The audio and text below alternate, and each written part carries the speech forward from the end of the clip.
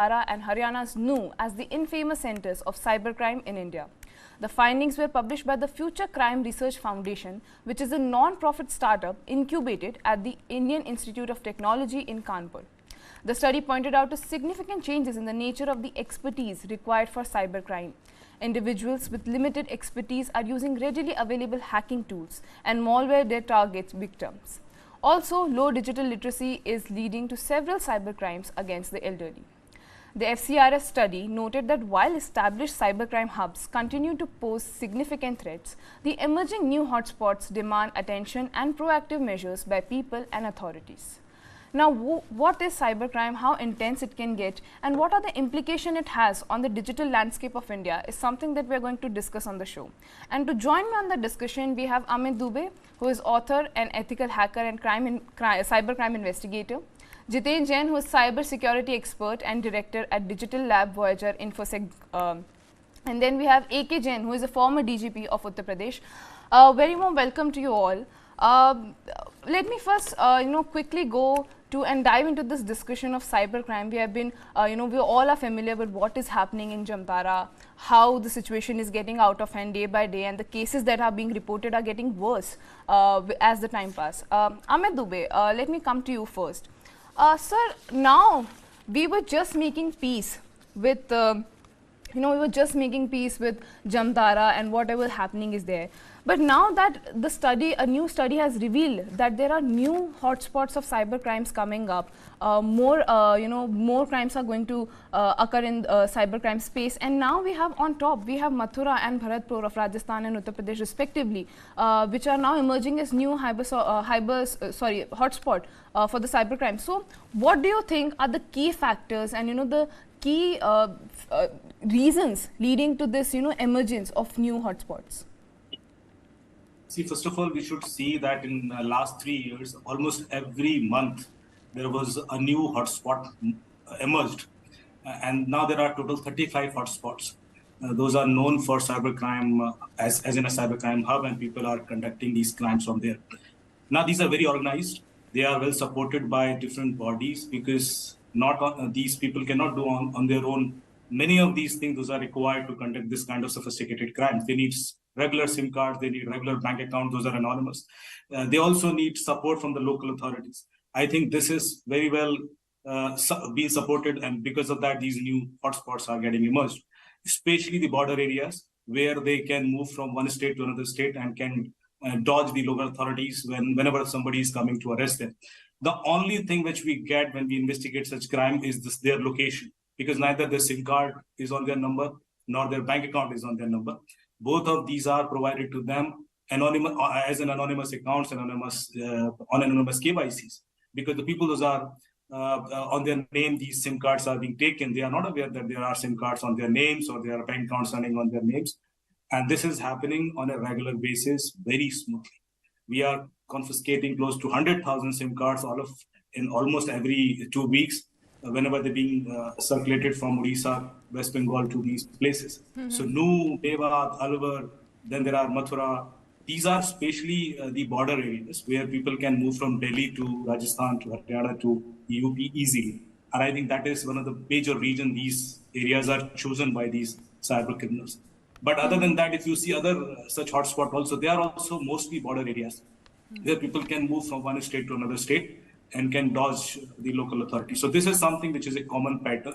Most of these criminals are of teenage, like they are not well-educated people. They're being lured easily to conduct these crimes, and they are making huge money.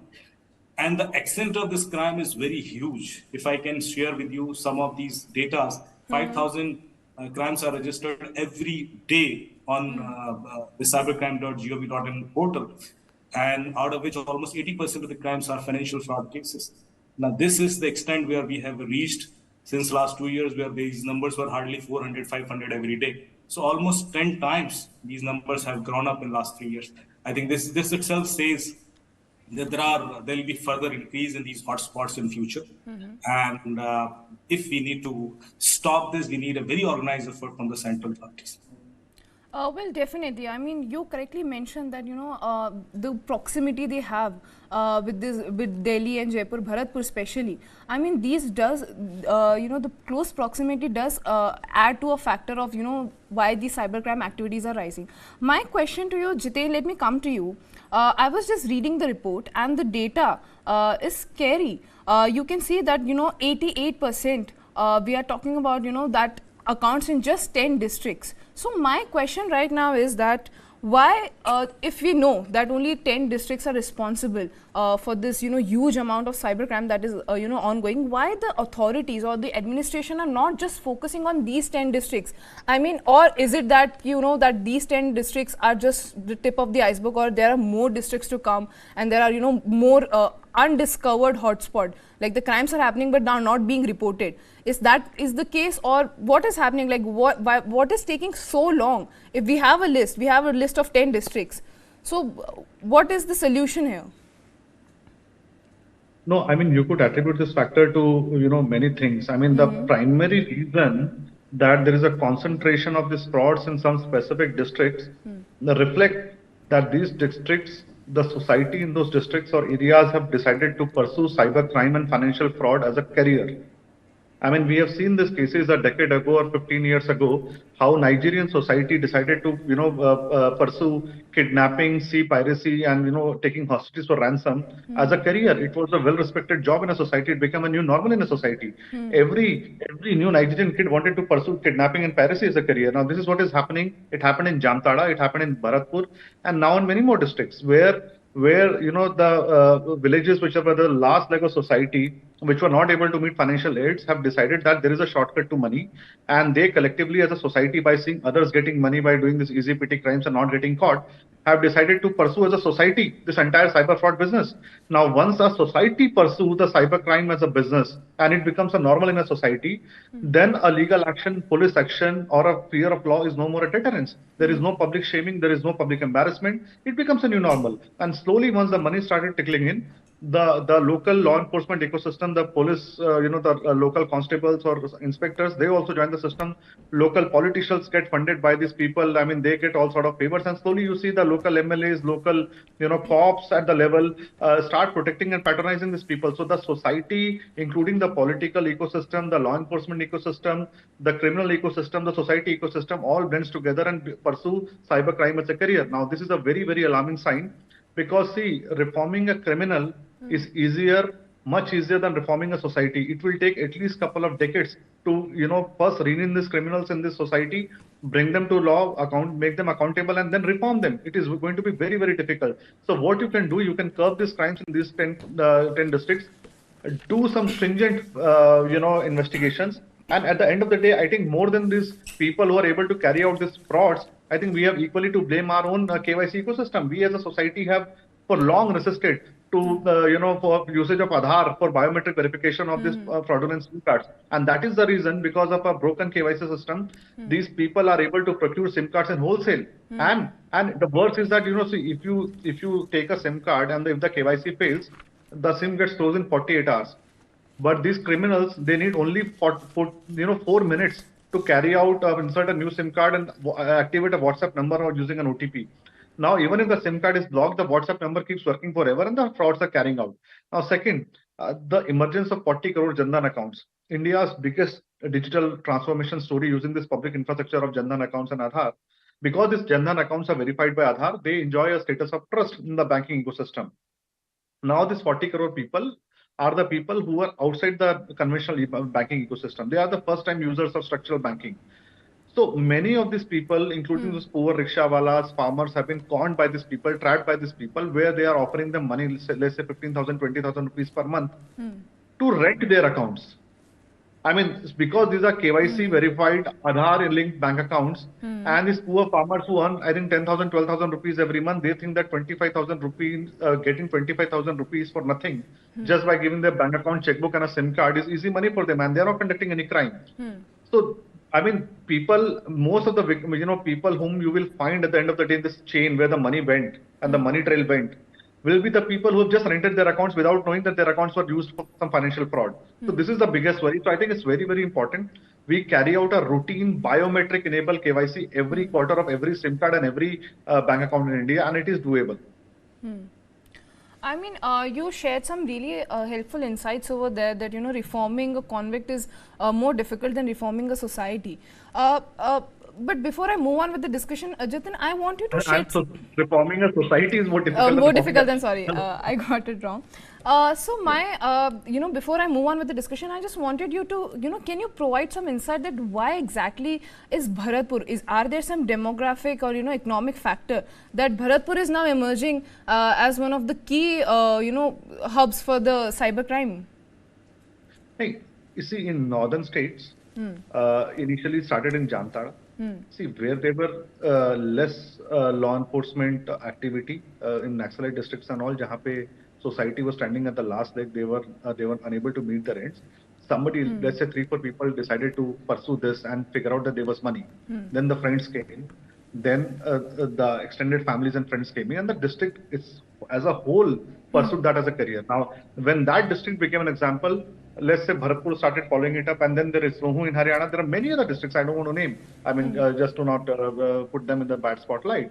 But it's not 10. There are 15, 20 districts, even in southern India, which are following this as a career, as a full stream main career. They go for trainings, they do courses for cyber fraud, they obtain data by paying money from the bank accounts, credit card companies, insurance companies. So it's an entire ecosystem where the data is obtained, law enforcement is bright, political patron is obtained, SIM cards are obtained, then people are taking English speaking courses, and then they carry out fraud as a completely professional activity at wholesale. So, now that we're talking about who these criminals are, how these convicts are, I just wanted to move on with the discussion, and let's talk about the convicts here. Let's talk about people who are the criminals that we're talking about. So, AK Jain, sir, can you please shed some light that the convicts that you witness when you arrest somebody and when you find somebody, what is the profile of these victims? What is the profile of the these criminals who are we say that there is lack of awareness, there are lack of with the criminals as well, we say that they might not know, they are not educated enough, this is another source of income for them.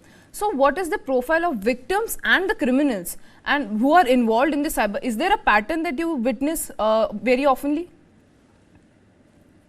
They are literate criminals. They are aware of what they are doing.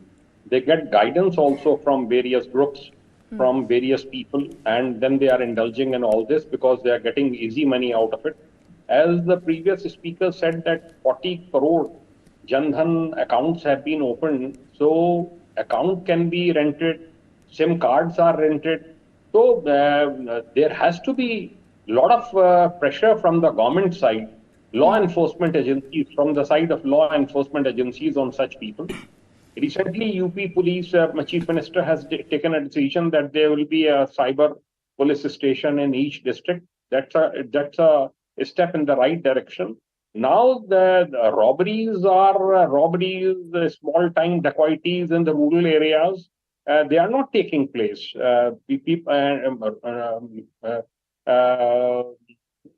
Small crimes, I will say. So now people are shifting to this because they get a lot of easy money out of it. There will have to be a lot of pressure on the outlets which are selling the SIM cards. They will have to keep an account how many SIM cards are they selling. If they are selling, from to whom they are selling, whether they are maintaining a record or not. Action will have to be taken against those. It's being taken. But I'm really surprised that Mathura has come up. The only reason can be it is close to Noida, it is close to Ghaziabad and Haryana and other important places. New was a center for quite some time. Earlier, Jamtara used to be there. Low rate of literacy, low digital literacy is responsible for it. Proximity to major urban centers is there.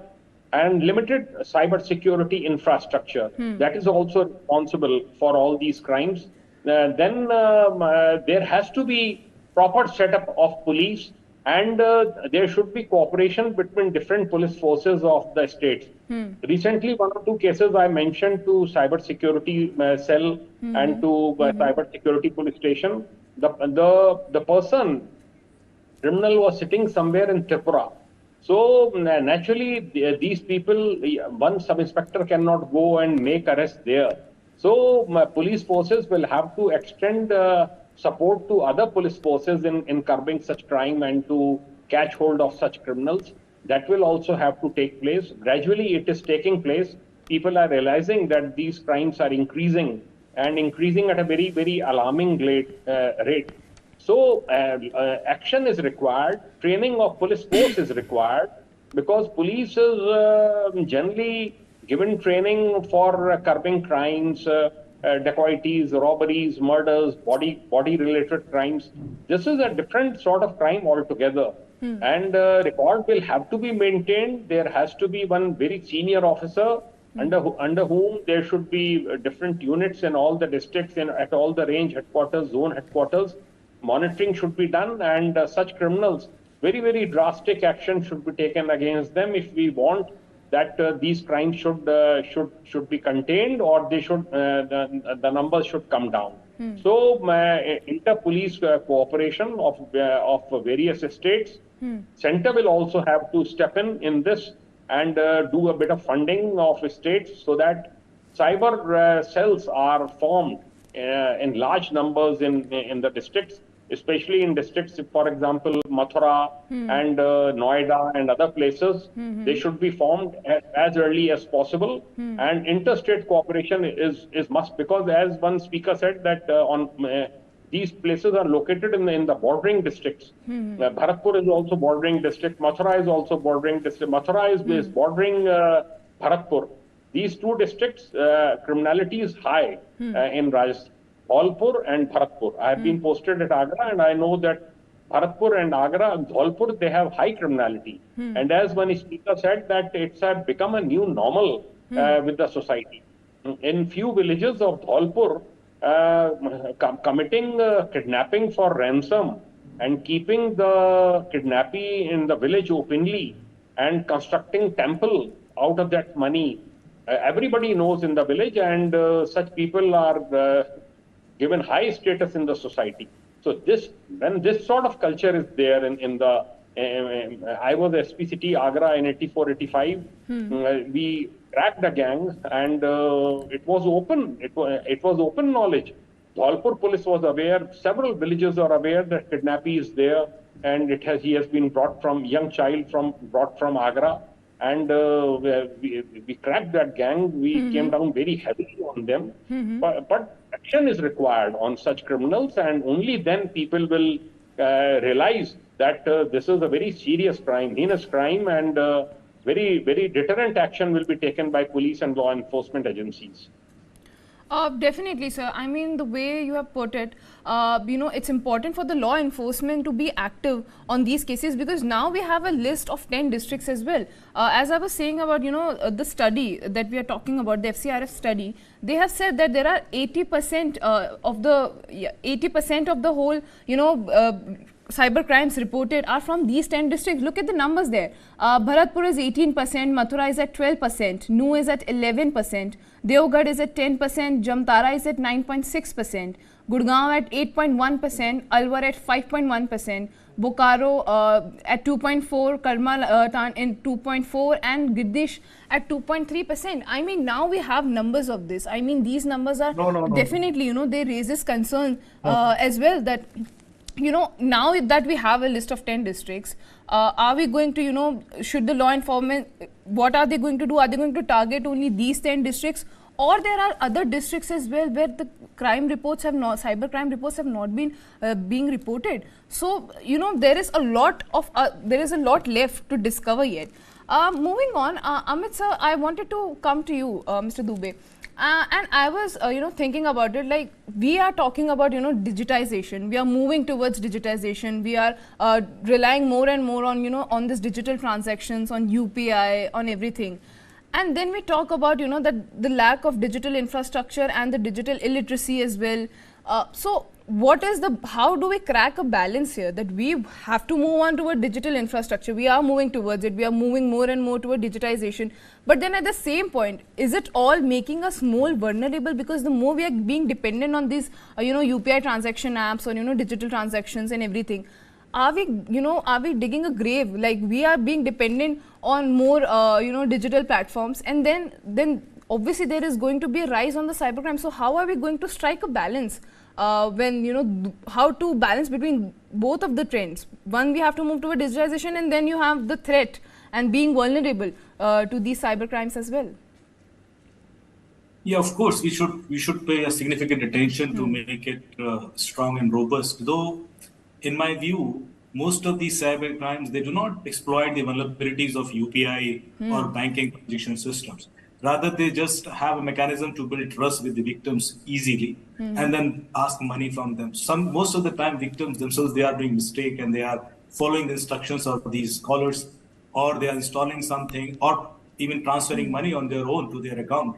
So this is not something which is a technical vulnerability which is exploited here. It is much more a human vulnerability, which is like building trust with someone, because you trust on my call, you trust me as a person from telecom operator or government or some authorities, and then you follow my instructions. Now, this is easiest because even if we make all our systems stronger, this kind of thing will not stop. The only thing which I suggest here, that any such criminal would need at least two things to commit such crime: a bank account and a SIM card. Now, both of these things cannot be obtained without KYC. But despite of that, they get anonymous bank accounts, anonymous SIM cards. When I say anonymous, it is taken on somebody else's name who is not aware that there are SIM cards running on their name or there are bank accounts being running on their name. This is something which we need to stop. And this can be stopped. This can be stopped with some strong measure taken from the central authorities to make KYC more stronger, more effective, and then avoiding generating such kind of bank accounts or SIM cards. I think if we could do this, we can stop at least 80% cybercrime. Then beyond that, we of course, we need to focus on other vulnerabilities. Those are there in the processes or technologies. These are there, but most of these crimes, those are happening today, these are because of a simple trust which is being built between criminal and a victim. I think that's something which we can tackle very easily. And these criminals are not very tech savvy or hackers kind of criminals. They are simply using social engineering. They are simply calling these people on their numbers, but they are being provided the filtered data. They already know a lot of information about these victims. This is also very, very important. Whenever any such crime happens, before that, once more such crime has already been happened, which we call stealing of information. When they call you and they impersonate an insurance company, they provide you all of your details, like your insurance number, your premium details, your all other personal details. That's why you trust them. So the victim who is committing this crime is definitely actually ignoring this fact and trusting them and doing those steps. But this is happening because some of his personal details were already there with the criminal. Now, how could this happen? We need to stop that as well. If the stealing of information from these authorities, from these organizations could be stopped, then also we can curb these crimes to a great extent. Yeah, definitely. I mean, you're making a very good point here that if they are calling you, they have already breached privacy. They have already breached the code of law. They already have an information. They are already impersonating somebody else. Jitin, let me come to you now. We were talking about how these people who are committing cyber crimes, they have these tools readily available to them, that they are using these hacking tools that we are talking about. I mean, are they responsible for people with little knowledge of computers to, if I'm somebody, if I don't have proper knowledge of computers, but I am somewhat familiar with these hacking tools, or somewhat familiar with the way these crimes take place, like Amit sir was saying correctly, that there is nothing more, there is nothing high tech or anything like that. You just need to call up and you ask for information. So what is, are these tools so high techy that they are helping the people with little knowledge of computers to engage in these activities, and how are they making us vulnerable to cyber crimes? Yes, Nancy, look, my dear friend Amit was absolutely right when he said that it's more to do with a manipulation of human psychology than carrying out a sophisticated hack. But yes, it is true that these people are now using tools which are, hacking tools in a way, but they do not require much technical knowledge to operate. For example, I mean, these people have been using screen mirroring tools, which were widely used for screen sharing for customer support and customer care and all. But they have weaponized that tool to carry out trick people to install those tools and steal their OTPs and all and carry out fraudulent bank transactions. Likewise, ransomware, which were a highly sophisticated technical job by coding them, sending them, using them.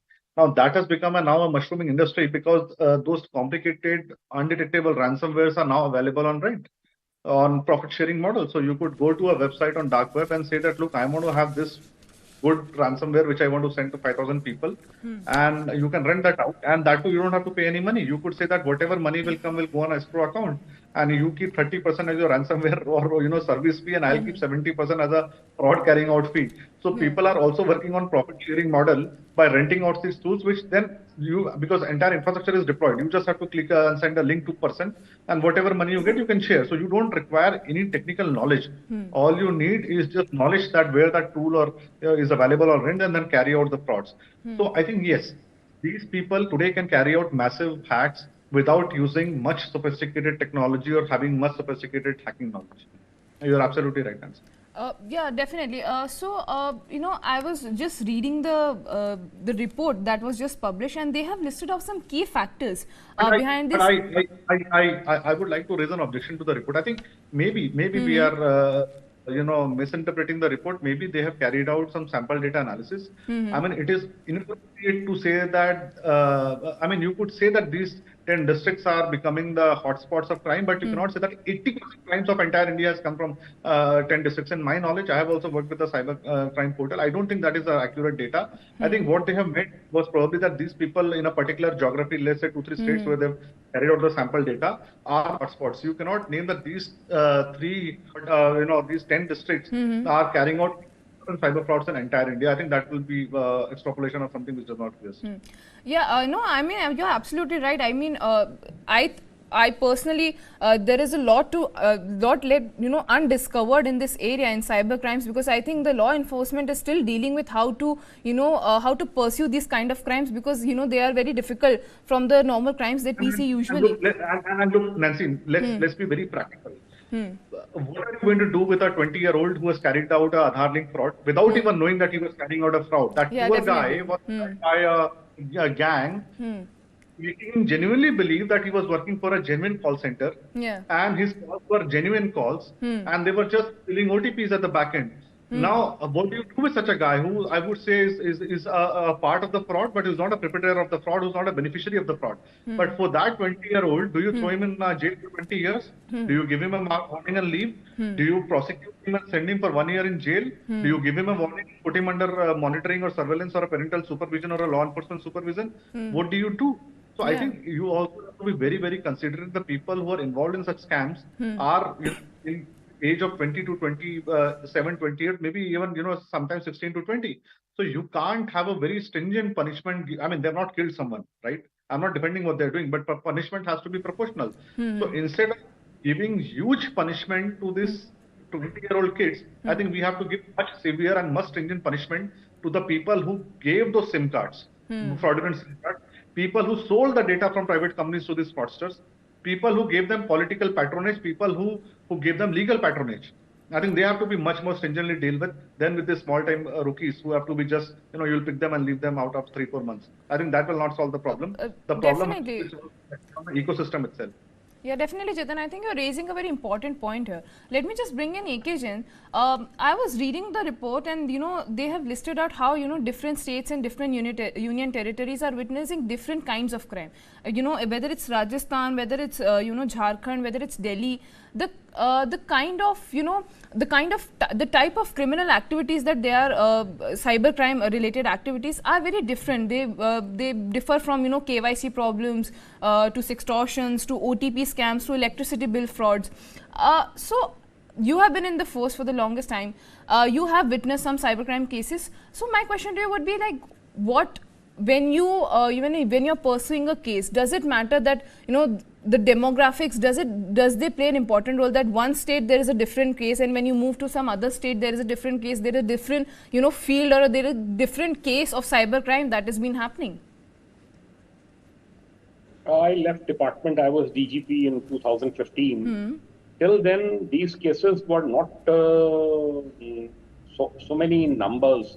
Gradually, it is picking up, and it's very alarming the way it is picking up. And there is need for state forces to engage ethical hackers, to engage people who are highly qualified, and to train investigating officers, SHOs, and seminars should be held at the training institutions where some inspectors, deputy SPs, ASPs are being trained, direct IPS officers. They should be inducted in the faculty, and regular classes should be taken by these people, so that they become aware. And they develop interest in it. Developing interest is also very important, because some inspectors, they avoid taking up these investigations because it's complicated. And criminals are not known. Police can solve those cases, body related, money related, but it is very difficult to catch hold of these criminals. So in general, awareness is required in police force at all levels. We have got constables who are BTech in computer science, MBAs, and MComs, because there is so much of unemployment. People want government jobs, so they have to be. Advantage should be taken of their induction in the force, and hundreds and thousands of such people are there. They have to be just given training, and attention is required on these hotspots which you have mentioned, especially Mathura in UP. But there will be such people in Agra also, at other places also, Kanpur also. I have heard of such frauds, because people try to take my help in getting cases registered and for getting them worked out. So a lot of work is required. It's at very preliminary stage, in my opinion, in the state police forces. It might be the Karnataka police, Kerala, Maharashtra might be advanced in it, but we lack infrastructure. We lack trained people to train. Recently, UP government has hired doctors with 5 lakh salaries, 4.5 lakh salary. So such salaries will have to be offered to these people also, who will train, and they will be the trainers of and once they train several trainers, then they will also give training to other people. That is what is required. That is what is required in all the police forces. And as I said, very close cooperation between different forces. Once it takes place, this will gradually go down. Definitely. I mean, you have made some very important points here. But before we, move on with the discussion, we have a big show lined up for you guys at 10 p.m. Today. That is a duologue with TV9's Barun Das in candid conversation with Z's Subhash Chandra. Take a look. How do you see the role of Mr. Kejriwal? I doubt that Aam Aadmi Party and Mr. Arvind Kejriwal can do any good to this nation. You don't trust your employees. If they go out of their mind, better they leave. A person like Rajat Sharma or Sudhi Chaudhary, do you feel it would have been better for your cause if they had stayed back? Duologue with Barun Das, featuring Dr. Subhash Chandra. World premiere on Connected TV. Tonight at 10. Only on News9 Live. India's first and only digital exclusive English news stream for Connected TV. Supported by Alliance Broadband.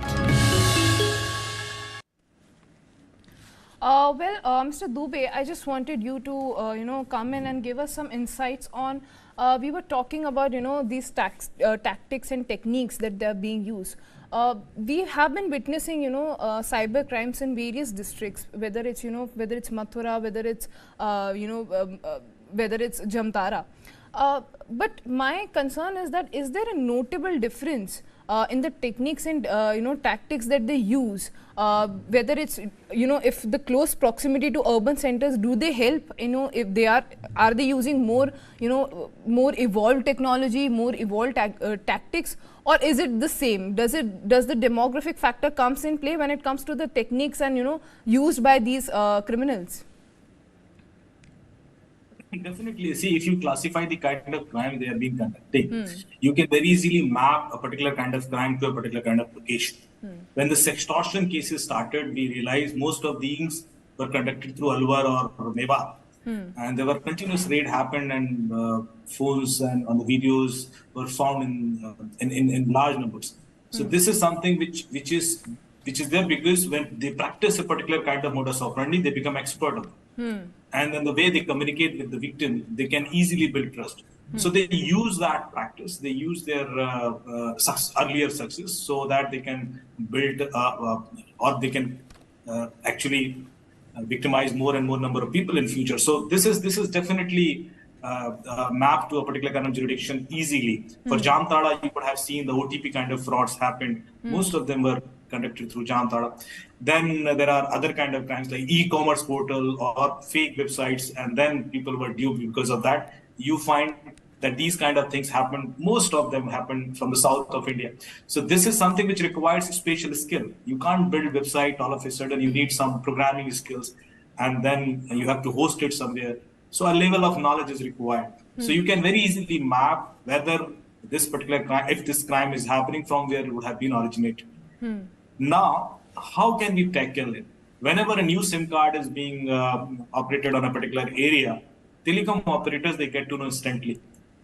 If a SIM card is just 2 days back, it has been taken 2 days back, and a large number of SIM cards have been hooked on a network in Mewat, the operators, they know very easily that these are the new SIM cards. They have been mostly used for criminal activities. They can block it. Then we can also collect these numbers and they can submit it to WhatsApp authorities, nodal officers, so that they can block it on WhatsApp as well. Now, these kind of exercise we need to do on a regular basis to break the backbone of these criminals. Otherwise, they'll definitely use the advantage of this delay. When we request to operators, when we request to WhatsApp, they take lots of time. They do not need much time. For a day or 2 days, they can target thousands and thousands of people and they can dupe them.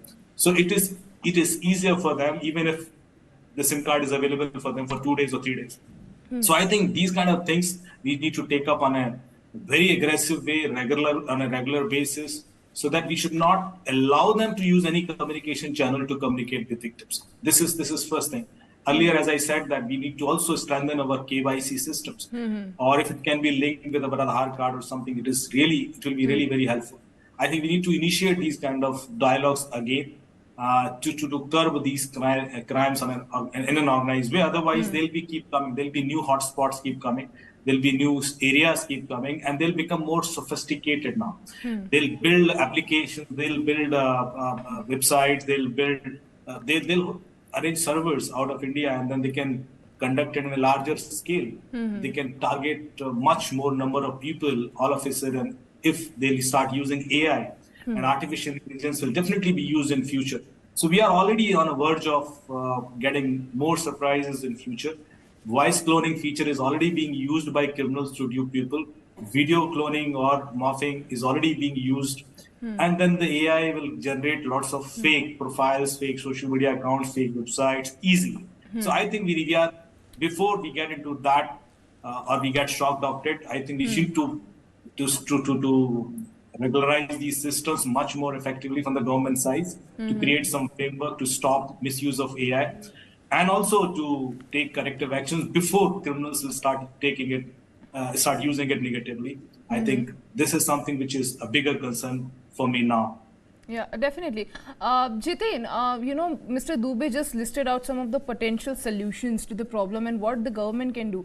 My question to you would be, is the law enforcement agencies in India, are they well equipped enough to tackle the situation, of these surging cybercrimes hubs that we are seeing now, every day? is the law enforcement agency in India prepared to control these cyber crimes?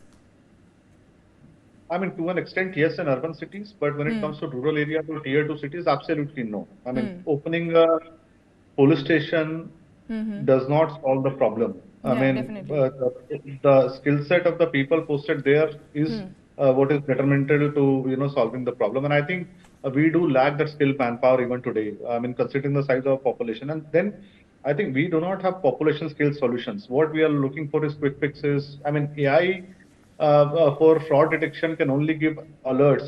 For curbing the crime, you need a population scale solution. And for example, I mean, let's take this 1930 helpline, where people can report their cyber crimes and they freeze the money for 48 hours if it has gone into a suspicious account.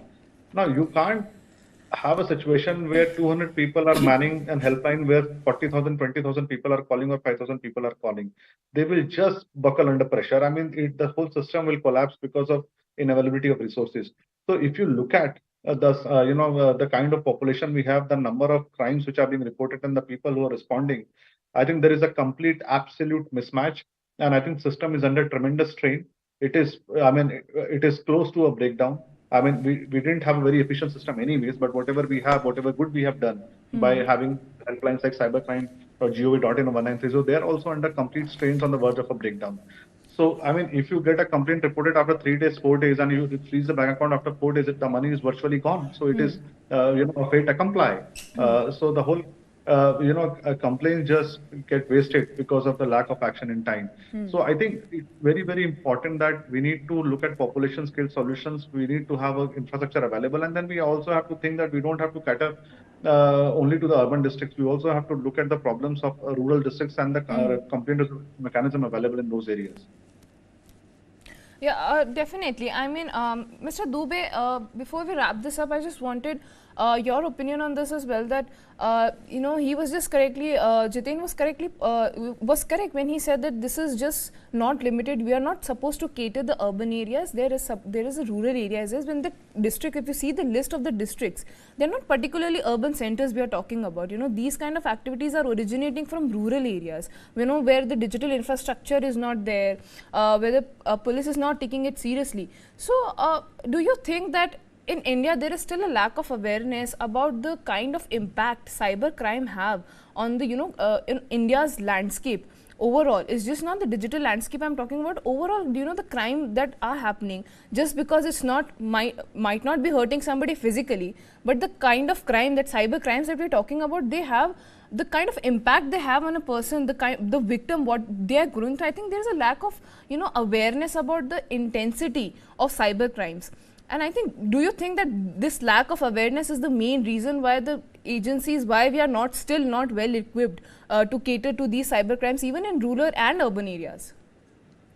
Absolutely. I absolutely agree with Jitin with many of these facts that we are lacking first of all, we do not understand the impact of cybercrime. We are still taking it lightly in most of these cases. Second, as compared to the real world crime, when somebody is being looted on gunpoints, I think that kind of noise becomes much more sensitive in police sector than financial fraud, which is where a person has been lost more than 100 lakhs or 1 crore or 2 crores of rupees. But beyond that, I think we also need to understand that cybercrime, you cannot limit it to the jurisdictions. We think that we have created 78 police stations and that is enough. It doesn't help. Or 28 police stations, it doesn't help, because ultimately the IO has to go somewhere else to investigate. He'll have to collect the data from somewhere which is not probably in his jurisdiction or somewhere else. So we need to think it in a larger perspective, first of all. We need a police force which can work in entire pan-India basis, not limited to their powers to a particular jurisdiction. I think that sort of mandate first we need to get to these investigators. Otherwise, it will always help criminals, because there'll be delay in investigation, there'll be delay in collecting the data, and there'll be delay in arresting those people, which eventually helps them only. So I think this is something which we need to change, first of all. Cybercrime cannot be treated like a traditional crime. That, okay, there is a police station and there you can go and report it, and then police will think that where is the criminal. Criminal will always be somewhere else. And it's not easy to reach out to those criminals because even if you understand that they are in Mewat or Jamtara, by the time you go there, they'll be somewhere else. So they'll be changing their location, they'll be changing their digital foot pattern, they'll be changing their identities. Everything will be changed by the time police will reach. So I think we need a much more centralized operation than a state-wise operation to curb these crimes. And this mindset has to be changed. And this is something which is a big miss right now. And I think that's why these hotspots are being mushroomed, taking the advantage of the delay of investigations. And criminals are not scared. They are not scared. If you talk to any of these criminals or fraudsters, they are very confident. They know that they'll never be caught, or even if they'll be caught, they'll be left out easily. They can get bail easily. The laws are limited, and that's all is actually helping criminals than victims. Yeah, well, that's all the time I have on the show. But thank you so much, Mr. Dubey, Amit Dubey, Jiten Jain, and AK Jain for joining me on the show.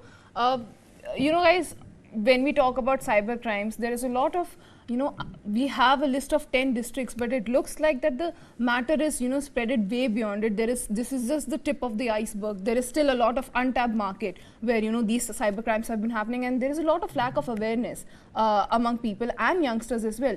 So all we can do is we can just sit back and wait and watch and wait for the law enforcement agencies to take this seriously, to build a digital infrastructure to cater to these crimes and to get to the crux of it.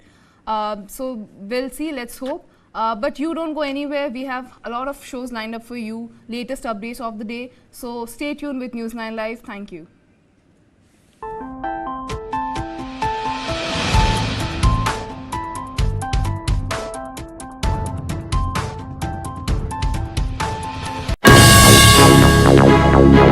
How do you see the role of Mr. Kejriwal? I doubt that Aam Aadmi Party and Mr. Arvind Kejriwal can do any good to this nation. You don't trust your employees. If they go out of their mind, better they leave. A person like Rajat Sharma or Sudhi Chaudhary, do you feel it would have been better for your cause if they had stayed back? Duologue with Paruntas, featuring Dr. Subhash Chandra. World premiere on Connected TV. Tonight at 10. Only on News9 Live. India's first and only digital exclusive English news stream for Connected TV. Supported by Alliance Broadband. Pakistan is actually genociding Baloch people. So being Baloch is a crime. If you are a Baloch, it means in the eyes of Pakistan, you don't have any right to live. The Chinese and Pakistanis are colonizing the Baloch and exploiting their resources. The Baloch armed struggle will continue unless China withdraws, Pakistan military withdraws from Balochistan and give Baloch complete authority to decide for themselves. The Baloch feel that if they don't act now, they will become marginalized. What lies ahead for Balochistan? Balochistan, Bangladesh 2.0, streaming now.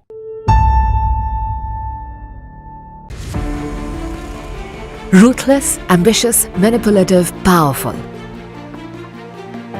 That's how the world knows Xi Jinping. And he's got even more powerful now. What drives China's supreme leader?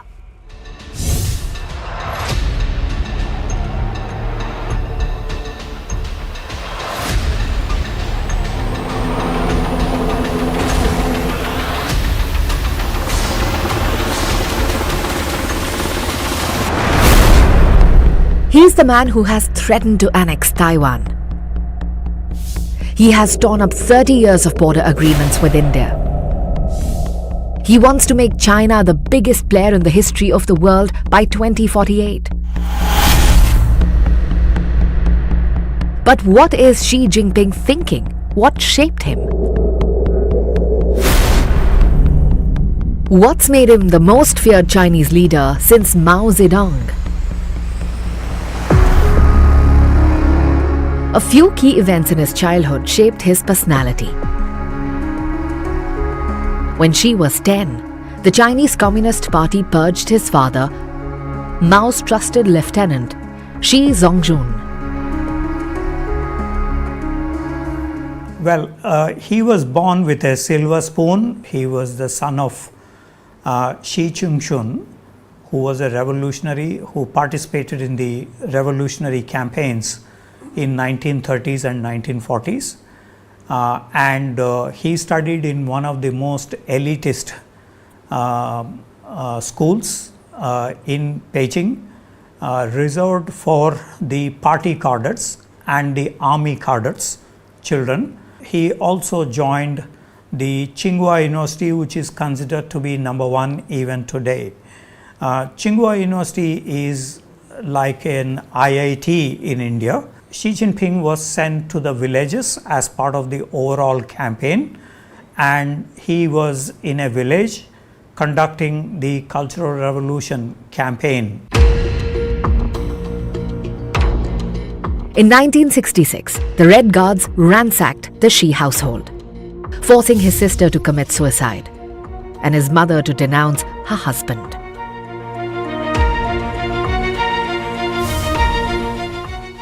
She was then sent away to work in far-off Lianghe